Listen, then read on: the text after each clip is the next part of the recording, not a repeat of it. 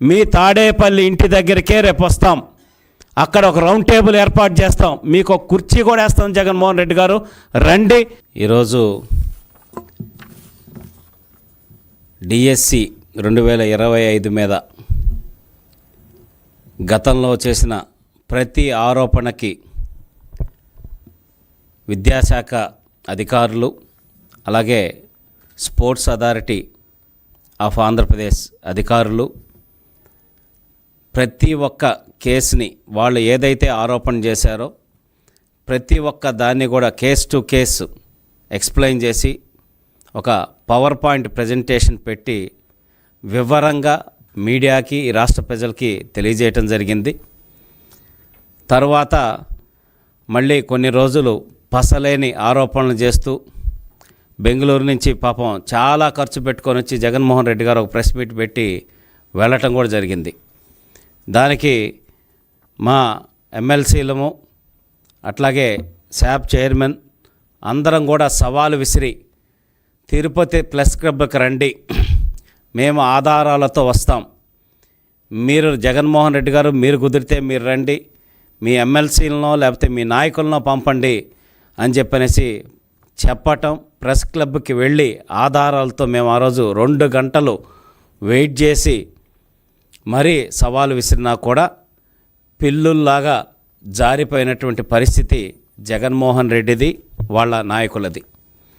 ఈరోజు రాష్ట్రంలో విద్యాశాఖ ద్వారా జరుగుతున్నటువంటి అభివృద్ధి, రాష్ట్రంలో ప్రభుత్వ పాఠశాలలు అలాగే ఉపాధ్యాయులందరూ కూడా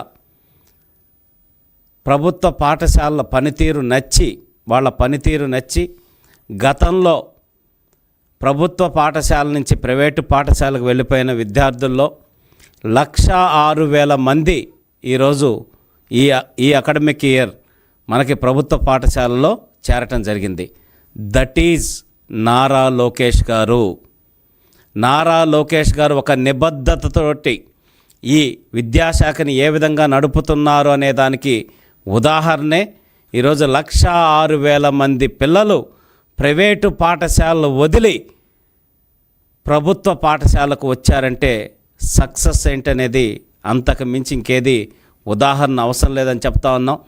ఈరోజు తల్లికి వందనం ద్వారా ప్రతి బిడ్డకి ఎంతమంది పిల్లలుంటే అంతమంది, 3, 4, 5, 7 మంది పిల్లలున్న పిల్లలకు కూడా 15,000 రూపాయలు ఇచ్చి 67 లక్షల పైచిలకు మంది తల్లులకి పిల్లలకి న్యాయం చేసిన ఘనత ఈ కూటమి ప్రభుత్వానిది, నారా చంద్రబాబు నాయుడు గారిది, పవన్ కళ్యాణ్ గారిది, అలాగే నారా లోకేష్ గారిది. ఈ ఆధ్వర్యంలో ఈ ప్రభుత్వానికి మంచి పేరు వస్తుంది. విద్యాశాఖ ద్వారా నారా లోకేష్ గారు తీసుకొస్తున్నటువంటి సంస్కరణ ద్వారా ప్రభుత్వ పాఠశాలలకి పూర్వ వైభవం అనేది వస్తుంది. అలాగే ఆయనకి మంచి పేరు వస్తుంది. ఇక్కడే కాదు, జాతీయ స్థాయిలో కూడా ప్రభుత్వ పాఠశాలలో ఆయన చేపట్టిన సంస్కరణలకి అభినందనలు వస్తున్నాయి. రాష్ట్రంలోనే కాదు, దేశవ్యాప్తంగా కూడా నారా లోకేష్ గారికి మంచి పేరు వస్తుందని కడుపు మంటతో అక్కసుతోటి నేను ఎలాగూ చేయలేను కాబట్టి ఎదుటి వాళ్ళు బాగుపడే వాళ్ళ మీదైనా సరే బురద చల్లాలని జగన్మోహన్ రెడ్డి గారు ఈరోజు ఇట్లాంటి దుర్మార్గమైన నీచమైన ఆలోచనలకి ఈరోజు శ్రీకారం చుట్టారు. దాంట్లో భాగంగానే డిఎస్సి 2025ని ఒక ఆరోపణలకి ఒక వస్తువు కింద వాడుకుంటూ ఎంతోమంది తిండి తినక వాళ్ళ తల్లిదండ్రులు కష్టాన్ని రక్తాన్ని చెమటగా మార్చి చదివిస్తే చదువుకొని డిఎస్సి కొట్టినటువంటి ప్రతి ఒక్క టీచర్ని ఈరోజు అవమానిస్తున్నారు, మానసికంగా వాళ్ళని వేధిస్తున్నారనే సంగతి కూడా మేము తెలియజేస్తూ ఉన్నాం. ఆల్రెడీ దీని మీద ఎన్నోసార్లు మాట్లాడాం. ఇంకా మాకు మాట్లాడాలంటే మాకే సిగ్గుగా ఉంది. కేంద్రంలో జరిగినటువంటి ధర్మేంద్ర ప్రధాన్ ఆయన మంత్రి గారి ఆ విషయం సబ్జెక్టు వేరు, నీటికి సంబంధించి దాంట్లో కేంద్రం ప్రజలు ఏదైతే మాట్లాడుతున్నారో దాని గురించి గౌరవిస్తూ దాన్ని మనం ఇబ్బంది లేకుండా అన్ని రకాల చర్యలు తీసుకోవాలని ఒక నిర్ణయం తీసుకుంటే మేము ఒక్కటే క్వశ్చన్ చేస్తున్నాం. మీ సాక్షి మీడియా కానీ, మీ వైఎస్ఆర్సీపీ పార్టీ నాయకులు కానీ ధర్నాలు ఎందుకు చేయలేదు? మీ టీవీల్లో స్టోరీలు ఎందుకు రన్ చేయలేదు? మీ పేపర్లో వార్తలు ఎందుకు రాయలేదు? మీకు దమ్ము ధైర్యం ఉండుంటే నీట్ పరీక్ష గురించి ధర్మేంద్ర ప్రధాన్ రాజీనామా చేయాలి అని చెప్పనేసని ఒక్క వార్త కూడా మీరు ఎందుకు రాయలేదనేది కూడా మేము ప్రశ్నిస్తూ ఉన్నాం. ఈరోజు జాతీయ అంతర్జాతీయ వేదికల మీద నారా లోకేష్ గారు ఈ రాష్ట్రం యొక్క విద్యా వ్యవస్థని ఏ విధంగా ముందుకు తీసుకెళ్తున్నాం, టీచర్ల రిక్రూట్మెంట్ ఏ విధంగా చేశాం, అలాగే ఉత్తమ ప్రతిభ కనబరిచినటువంటి టీచర్లని సింగపూర్కి పంపించి శిక్షణ ఇప్పించి మళ్ళీ ప్రభుత్వ పాఠశాలలో ఏ విధంగా వాళ్ళకి ట్రైనింగ్ ఇప్పిస్తున్నాం, ఇవన్నీ వివరిస్తూ ఉన్నారు. దేశం మొత్తం ఆయన్ని ఆదర్శంగా తీసుకుంటుంది, ఆయన్ని అభినందిస్తుంది లోకేష్ గారిని. అది చూసి తట్టుకోలేక ఈరోజు ఈ రకంగా మాట్లాడటం అనేది హాస్యాస్పదం. నేను జగన్మోహన్ రెడ్డి గారికి ఒకటే సవాల్ విసురుతున్నా. జగన్మోహన్ రెడ్డి గారు, మీకు అంత దమ్ము ధైర్యం ఉంటే, మీ దగ్గర ఏదన్నా సరే సమాచారం ఉంటే, ఒక అంతర్జాతీయ వేదిక కాదు జాతీయ వేదిక ఏదైనా సరే రండి, ఒక రిపబ్లిక్ టీవీనో లేకపోతే ఎనీ కాన్క్లేవ్, జగన్మోహన్ రెడ్డి గారు మీరు రండి, మా నారా లోకేష్ గారు వస్తారు, ఆయన కూర్చుంటారు, ఆయనతో డిబేట్ చేసి మీరు ఒక నేషనల్ ప్లాట్ఫామ్ మీద ప్రూవ్ చేయండి, అప్పుడు మేము ఒప్పుకుంటాం ఏదైనా సరే అని నారా లోకేష్ గారు ఏది అడిగినా ప్రతి దానికి కూడా అర్థవంతమైన సమాధానాలు చెబుతూ ఈ రాష్ట్ర ప్రతిష్టని ముందుకు తీసుకెళ్తా ఉన్నారు. మీలాగా it's very lengthy question, I can't అని చెప్పి చెప్పట్లేదు. లేకపోతే నేషనల్ మీడియా వాళ్ళు క్వశ్చన్స్ అడగడం స్టార్ట్ చేయగానే మీటింగ్ ఈజ్ ఓవర్, లేకపోతే మీడియా సమావేశం ఈజ్ ఓవర్ అని చెప్పి వెళ్ళట్లేదు. మీరు చెప్పారు కదా అసెంబ్లీలో, నేను 10th ఫస్ట్ క్లాస్ స్టూడెంట్, ఇంటర్మీడియట్లో ఫస్ట్ క్లాస్ స్టూడెంట్, డిగ్రీలో ఫస్ట్ క్లాస్ స్టూడెంట్ అని చెప్పనేసని. మరి ఆ ఫస్ట్ క్లాస్ స్టూడెంటు ఎందుకు మీడియా సమావేశంలో జాతీయ మీడియా ప్రశ్నలు అడగటం స్టార్ట్ చేయగానే అబ్బా జబ్బా దబ్బా అంటూ లేచి వెళ్ళిపోతున్నారో మాకు కూడా అర్థం కావట్లేదు. జనాలకైతే బాగా అర్థమవుతోంది. సమాధానం చెప్పలేనప్పుడు, మీరు మాట్లాడే దాంట్లో నిజం లేనప్పుడు మాత్రమే అట్లా పారిపోయేటటువంటి పరిస్థితి ఉంటుంది. ప్లస్ మనకి భాష మీద కూడా ఎటువంటి పట్టు ఉందో ఒకసారి రాష్ట్ర ప్రజలందరూ చూస్తున్నారు. నారా లోకేష్ గారిని మాట్లాడటం చేత కాదని మీ సోషల్ మీడియా ద్వారా, మీ మీడియా ద్వారా మీరు అవహేళన చేసిన సందర్భాలు మాకు గుర్తున్నాయి.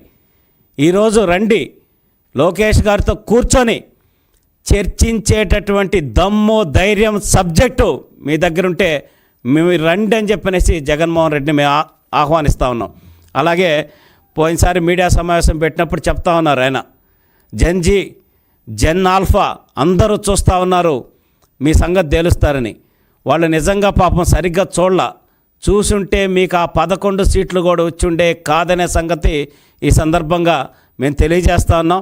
అలాగే ఆ మీడియా సమావేశంలో జగన్మోహన్ రెడ్డి గారు ఇంకో మాట చెప్పారు.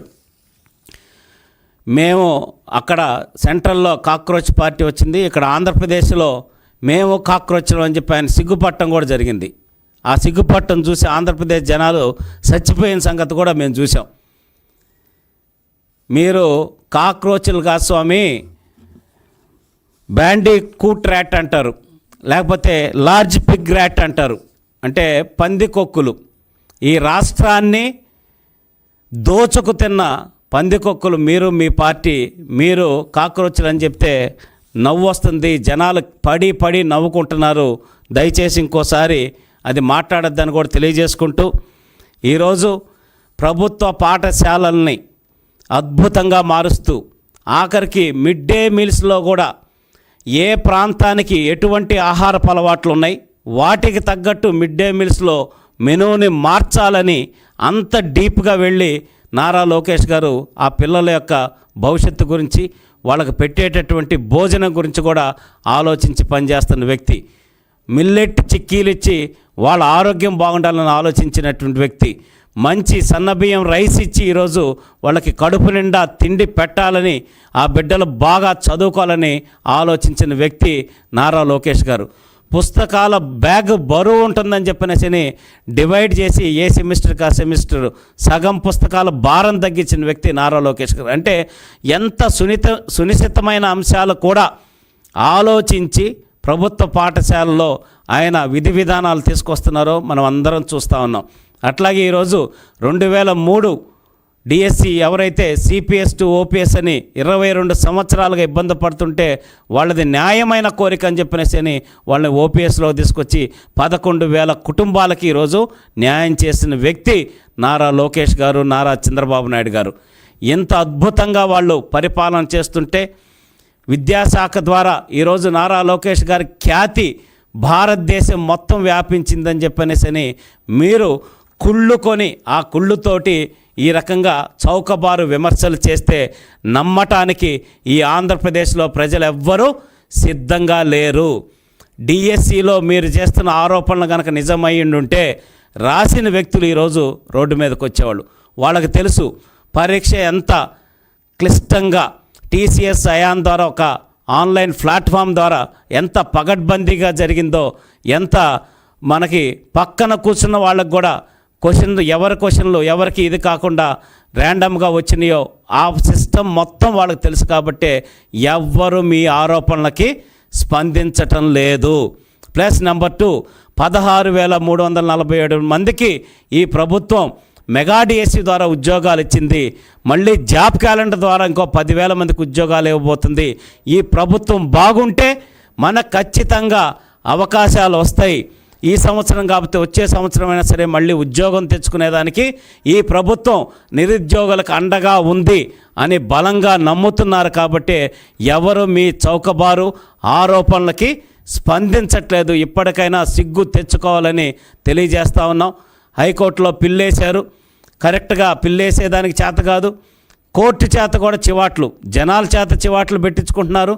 ఇంకా కోర్టు చేత కూడా చివాట్లు పెట్టించుకొని మీరు అక్కడ కూడా అబ్బా జబ్బా దబ్బా అని మీ పేపర్లు మీరు వెనక్కి తీసుకొచ్చుకునేటటువంటి పరిస్థితికి వెళ్ళిపోతున్నారంటే మీ స్థాయి ఏ విధంగా ఉంది, మీ నాయకులు ఏ విధంగా ఉన్నారు, మీ ఆలోచనలు ఏ విధంగా ఉన్నాయని చెప్పనేసి ప్రజలు గమనిస్తూ ఉన్నారు.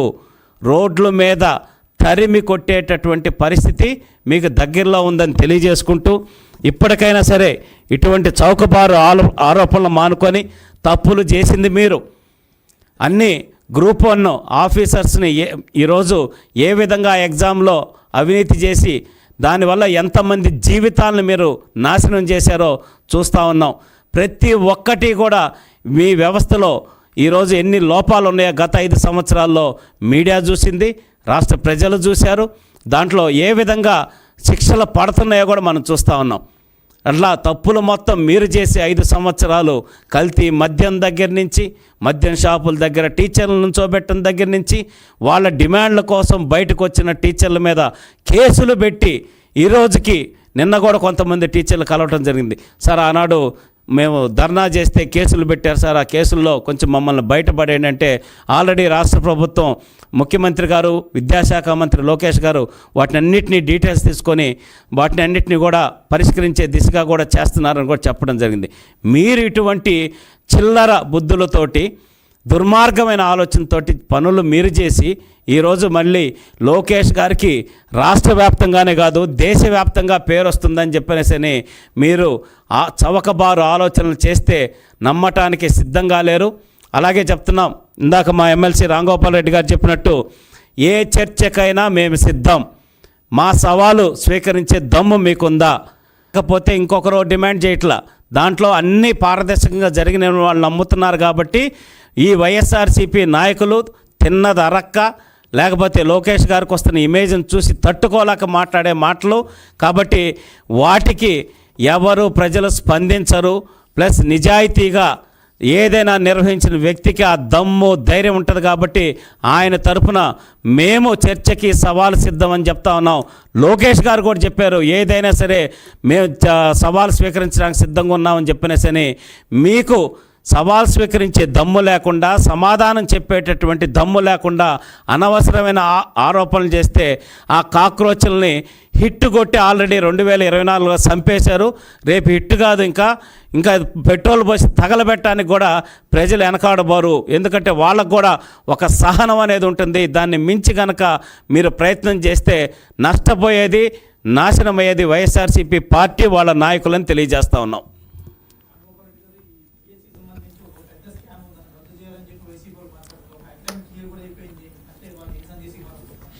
అంటే రాష్ట్రంలో చర్చించేదానికి, మాట్లాడేదానికి వేరే సమస్య లేదు. అంటే దాదాపు ఏడాది క్రితం డిఎస్సి నిర్వహించి ఉపాధ్యాయులందరూ కూడా విధుల్లో చేరబట్టి ఇది 2వ అకాడమిక్ ఇయర్. ఇప్పుడు కానీ స్కూళ్ళు తెరిచి కానీ ఇప్పుడు దాదాపు 2 నెలలు అవుతుంది. అప్పుడు గుర్తిరాంది ఏదైనా స్కామ్ జరిగితే పరీక్షకు పరీక్ష ఫలితాల మధ్య అవి బయటకు వస్తాయి. లేకపోతే ఫలితాలు వచ్చిన తర్వాత ఏదైనా 10 రోజులకో 5 రోజులకో వస్తాయి. అందరూ కూడా ఈ పారదర్శకంగా జరుగుతున్నాయా లేదా అని చెప్పి లక్షలాది కళ్ళు ఆ కార్యాలయం చుట్టూ తిరుగుతుంటారు. అంటే ఏదైనా పొరపాటు జరుగుతుంటే దాన్ని పట్టుకోవాలని చెప్పి అనేక మంది నిఘా వేసి ఉంటారు. నిజంగా ఏదైనా కానీ పేపర్ లీకో ఇంకోటో లీక్ అయితే ఎక్కడ అవుతుంది? కోచింగ్ సెంటర్ల దగ్గర అవుతుంది. మామూలుగా ప్రధానంగా అక్కడ లీక్ కావాలా. ఈ రాష్ట్రంలో అనేక వందలాది కోచింగ్ సెంటర్లు ఉన్నాయి ఉపాధ్యాయ శిక్షణ ఇచ్చేటి. ఏ ఒక్క కోచింగ్ సెంటర్లో శిక్షణ పొందుతున్న ఏ అభ్యర్థి అయినా సరే ఒక చిన్న ఆరోపణ చేసినారు ఇక్కడ?